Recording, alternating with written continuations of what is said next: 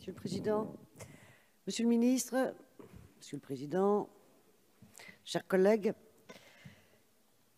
gageant que le rapport de force créé par les Gilets jaunes serait de nature à renouer le dialogue, je voudrais vous soumettre un budget qui pourrait répondre à la double et légitime demande de ces fameux Gilets jaunes, à savoir la justice fiscale qui n'est pas forcément moins d'impôts, et enfin, du coup, des services publics en nombre suffisant. Mais bien évidemment, votre nouveau budget ne répondant à aucune de ces deux exigences, je proposerai de voir comment on peut instaurer un nouveau type de budget. Votre budget, en effet, lui, pour l'instant, s'obstine à avoir une politique fiscale allégée pour les plus riches, soit les entreprises du CAC 40 et leurs actionnaires, qui n'auront d'ailleurs même pas à assumer la fameuse hausse de 100 € proposée. C'est un budget qui prive aussi l'État donc de recettes importantes et par conséquence de services publics de qualité. Alors maintenant, vous allez faire l'aumône de 100 € aux citoyens par une augmentation qui d'ailleurs était déjà prévue de la prime d'activité, et sans parler et la défiscalisation des heures supplémentaires, initiatives qui ne feront qu'empirer le mal.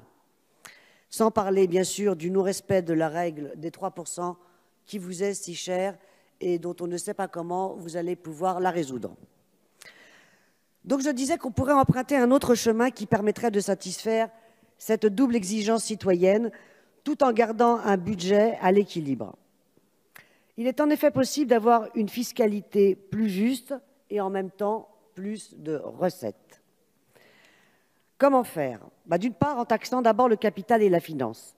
Rétablir l'ISF, les droits de succession, supprimer la flat tax, taxer davantage les transactions financières. Tout cela, par exemple, rapporterait 14,5 milliards. Et avec ces recettes nouvelles, on pourrait financer une hausse du RSA et du minimum vieillesse à plus de 1 000 €, rétablir le pouvoir d'achat des fonctionnaires en rattrapant le gel du point d'indice, avec simplement cette fiscalité sur le capital. Mais la justice fiscale, c'est aussi une meilleure répartition sur 14 tranches de l'impôt sur le revenu. Cela ramènerait 10 milliards supplémentaires dans les caisses de l'État. Par exemple, cela permettrait de rénover nos universités, de construire 15 000 logements étudiants et 200 000 logements publics, et ce, dès 2019. Alors que les Gilets jaunes protestent contre la vie chère, il est temps de taxer, par exemple, davantage les produits de luxe. Cela rapporterait 5 milliards. De quoi ouvrir, par exemple, 10 000 places de maisons de retraite et 70 000 places de crèches. Enfin, on invoque un légitime souci écologique. Pourquoi ne pas abroger la niche fiscale sur le kérosène pour ainsi récupérer 3,5 milliards? Nous avons déjà présenté un ensemble de mesures qui permettraient de récupérer de façon globale 52 milliards.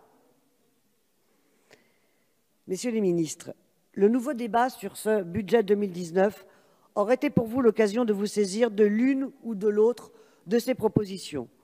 Malheureusement, ce ne sera pas le cas. D'ailleurs, vous avez déjà refusé ces amendements et maintenant, on ne peut même plus les proposer en séance. La justice fiscale réclamée à corps et à cri par le pays n'est pas plus ou moins d'impôt, comme je le disais. C'est un impôt mieux réparti, servant à financer des œuvres utiles à la collectivité et assurant la dignité et les droits sociaux de chacun.